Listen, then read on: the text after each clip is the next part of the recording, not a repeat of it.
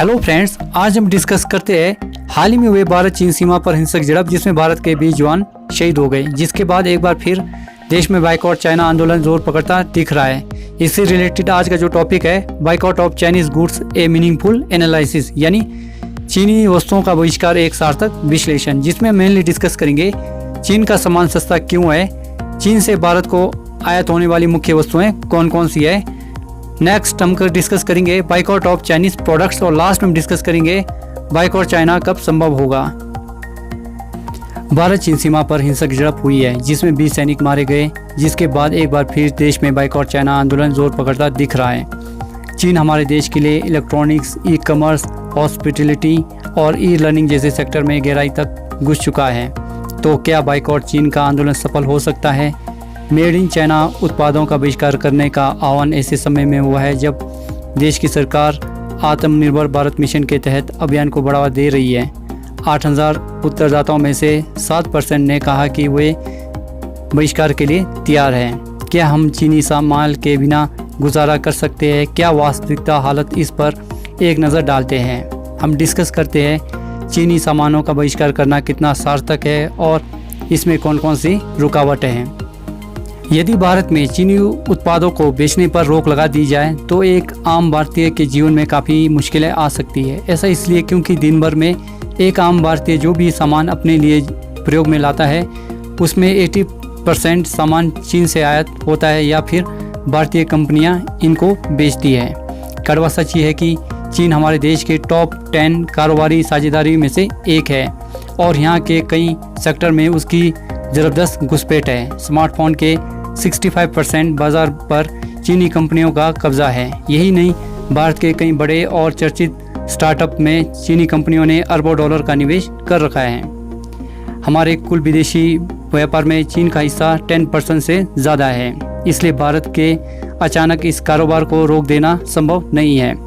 भारत के कुल विदेश व्यापार में चीन का हिस्सा जहां 10.1% तक है, वहीं चीन के विदेश व्यापार में भारत का हिस्सा महज 2.1% है।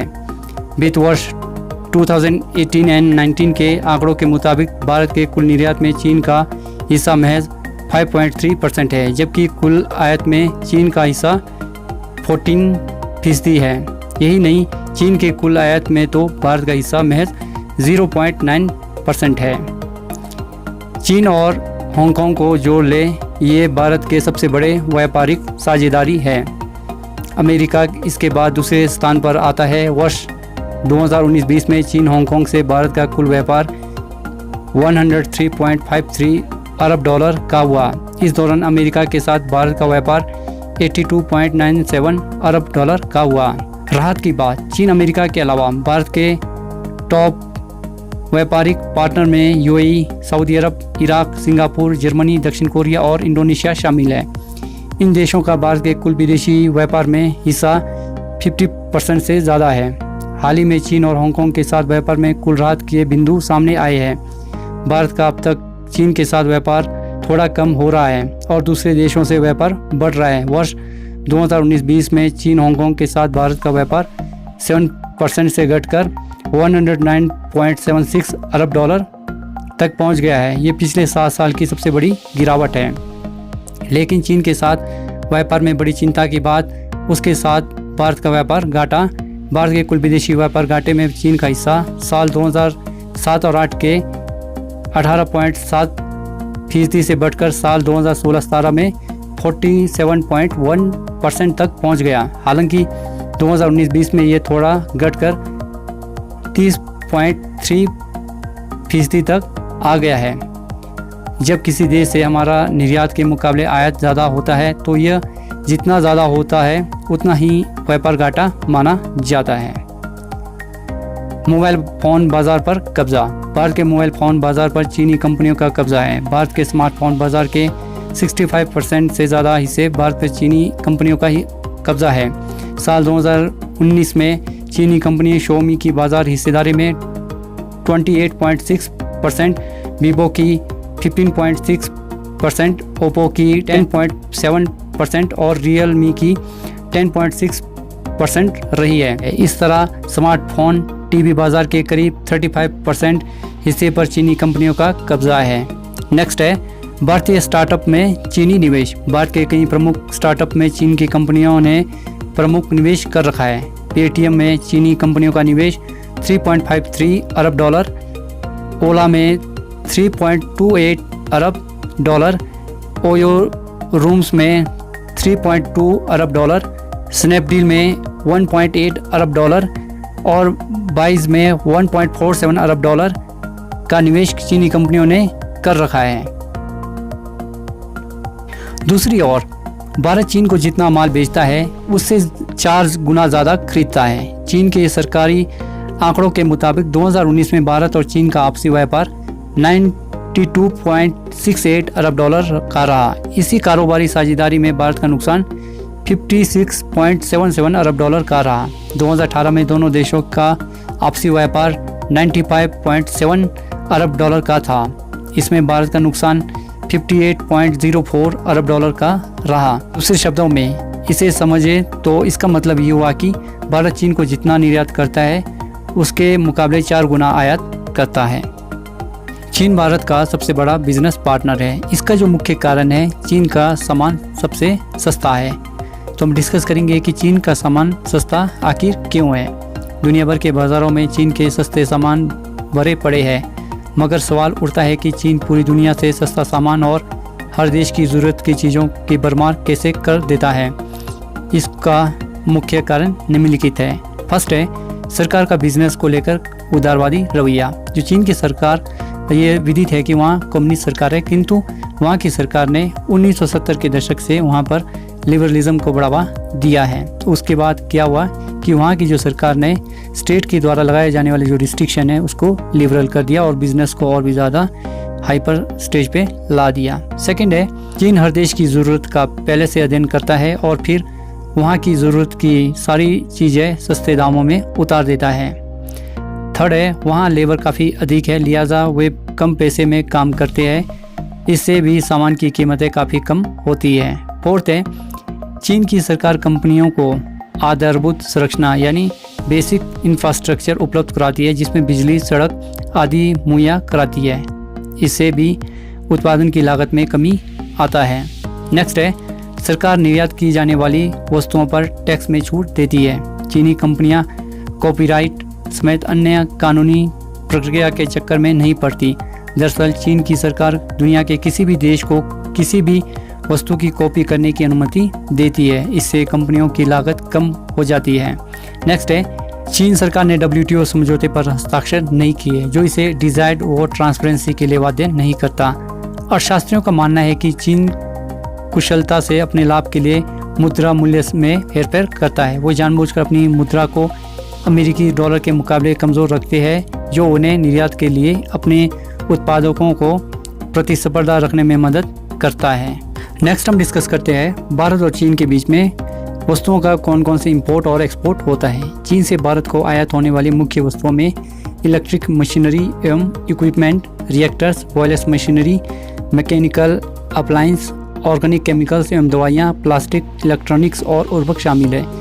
दूसरी तरफ चीन को भारत से ऑर्गेनिक केमिकल्स, सलाग एवं ऐश, मिनरल फ्यूल एवं मिनरल ऑयल, मछली और समुद्री उत्पादों, इलेक्ट्रिक मशीनरी एवं इक्विपमेंट का निर्यात करता है। नेक्स्ट हम डिस्कस करते हैं बाइकआउट ऑफ चाइनीज प्रोडक्ट्स यानी चीनी सामान का बहिष्कार। भारत चीन सीमा पर हिंसक झड़प हुई, जिसके बाद एक बार फिर देश में बाइकआउट चाइना आंदोलन जोर पकड़ता दिख रहा है। मेड इन चाइना उत्पादों का बहिष्कार करने का आह्वान ऐसे समय में हुआ है जब सरकार देश के आत्मनिर्भर भारत मिशन के तहत अभियान को बढ़ावा दे रही है। चीन भारत के लिए नहीं बल्कि बड़े ब्रांड्स का मैन्युफैक्चरिंग का हब बन चुका है। वेल नॉन कंपनियों के ज़्यादातर उपकरण चीन से ही निर्मित होते हैं। चीनी उत्पादों के दाम सस्ते होने के कारण भारत के बहुत सारे उत्पादक वर्तमान में केवल ट्रेडर्स बनकर रह गए हैं। दरअसल दिक्कत यह है कि जितने मूल्य में भारत में उत्पाद बनता है उससे कम दाम पर मेक इन चाइना के ठप्पे के साथ बाजार में आ जाता है। अगर बात की जाए तो प्रत्येक देश की अर्थव्यवस्था समतुल्य नहीं रहती। अर्थव्यवस्था का पहिया घूमता रहता है। अगर नज़र डालें हमें पता चलेगा कि 1960 और 1970 के दशक में जापान विश्व बाजार पर अपना आधिपत्य स्थापित कर चुका था, जिसके बाद 80 का दशक कोरिया का रहा। उसने दिन दुगनी रात चुगनी उन्नति की और विश्व के लिए बाजार बनकर सामने आया। इसके बाद चीन ने विश्व ही नहीं बल्कि दक्षिणी एशिया पर कब्जा जमाया और अपनी वस्तुएं बेच रहा है। भारत चीन के माल का बहिष्कार नहीं कर सकता क्योंकि व्यापार भावनाओं पर नहीं होते, सस्ते उत्पाद और मुनाफे पर टिके होते हैं। वैश्विक दौर पर किसी भी देश के लिए किसी अन्य देश के उत्पाद पर रोक लग पाना संभव नहीं है।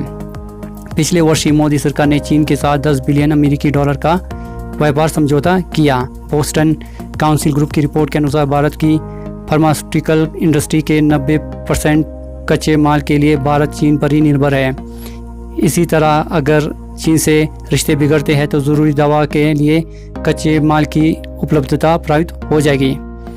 जिस तरह का उग्र राष्ट्रवाद भारत में चीन से व्यापारिक संबंध तोड़ने की बात कर रहा है, चीन भी अपने हित के लिए कर सकता है। भारत को पहले अपनी उत्पादकता बढ़ानी होगी जिससे चीन की बराबरी की जा सके। जब तक भारत मूलभूत और देश की व्यवस्था के लिए नितांत आवश्यक चीज़ों के चीन पर निर्भर रहेगा। अगर आप सोचेंगे कि भारत पाकिस्तान की तरह चीन से आयात होने वाली सामान पर 200% की ड्यूटी लगा सकता है तो ऐसा नहीं है। विश्व व्यापार संगठन के प्रावधान के अनुसार कोई भी देश बिना किसी कारण के दूसरे देश से अपने यहाँ आयात या फिर निर्यात होने वाली उत्पादों पर पूरी तरह से रोक नहीं लगा सकता। इसके साथ ही भारत से चीन को निर्यात होने वाली सामान की मात्रा काफ़ी कम है। अगर सरकार चीनी उत्पादों पर ड्यूटी को बढ़ाने का फैसला भी ले लेता है तो इसका सबसे ज़्यादा असर आम भारतीयों पर पड़ेगा। प्रोफेसर स्वर्ण सिंह का कहना है कि भारत के चीन के बहिष्कार का चीन पर आर्थिक प्रभाव से कहीं अधिक राजनीतिक प्रभाव पड़ेगा, जो कोविड-19 के महामारी के लिए वैश्विक गुस्से का सामना कर रहा है। लास्ट है, बाइकॉट चाइना कब संभव है? जब भारत और चीन के बीच का आर्थिक अंतर कम हो जाता है तो दोनों देशों के बीच गतिरोध के बीच राष्ट्रवाद की भावना से प्रेरित देश चीनी उत्पादकों का बहिष्कार कर सकता है और आत्मनिर्भरता का मार्ग प्रशस्त कर सकता है। मेड इन चाइना लेबल को भारत में संचालित होने वाली हर संभव उद्योगों में स्लिंग शॉट किया जाता है। इसमें इलेक्ट्रॉनिक सामान, कपड़ा और परिधान उद्योग, खिलौने, दवाइयाँ, कार के घटक शामिल, प्रसिद्ध उपभोक्ता ड्यूरेबल शामिल है। लेकिन इसमें भारतीय डिजिटल क्षेत्र भी शामिल है जिसमें अनुप्रयोग, ओटीटी प्लेटफॉर्मों, ई-कॉमर्स कंपनियां और उपभोक्ता फैशन के सामान आदि शामिल है।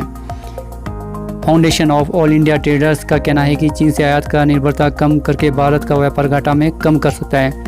CIT के मुताबिक अगर ऐसा होता है तो चीन के फिनिश गुड्स से करीब 1 लाख करोड़ रुपए का आयात घाटा दिसंबर 2021 तक बच सकता है। 2019 में भारत ने चीन से करीब $75 अरब के सामान का आयात किया और उसे करीब $18 अरब का निर्यात किया। इस तरह देखें तो चीन से व्यापार में भारत को 56.77 अरब का नुकसान हुआ। अगर भारत चीन के साथ कारोबार खत्म करता है तो ना सिर्फ घाटे से बच सकता है बल्कि चीन की अर्थव्यवस्था को घुटने के बल झुका भी सकता है। हालांकि इसके लिए सरकार को ज़रूरी होमवर्क करना होगा। भारत को लंबी अवधि के लिए प्लान बनानी होगी, ये तुरंत नहीं हो सकता। टेक्नोलॉजी में भारत का भी पीछे है, टेक्नोलॉजी में इंफ्रा तैयार नहीं हो पाया है, इस कारण हमारी पोजीशन कमज़ोर है। रिसर्च एंड डेवलपमेंट में कुछ खास नहीं किया गया है। हमें सबसे पहले ये करना होगा कि टेक्नोलॉजी डेवलप करें, इंफ्रा और रिसर्च एंड डेवलपमेंट पर खर्च हो और एजुकेशन क्वालिटी अच्छी हो। This is right now end of this video for the listening and thanks always, God bless all. Dear friends, अगर आप लोगों को मेरा लेक्चर अच्छा लगा हो तो इसे लाइक, शेयर और सब्सक्राइब करना ना भूलें। साथ ही साथ बेल आइकन के बटन को दबाना ना भूलें।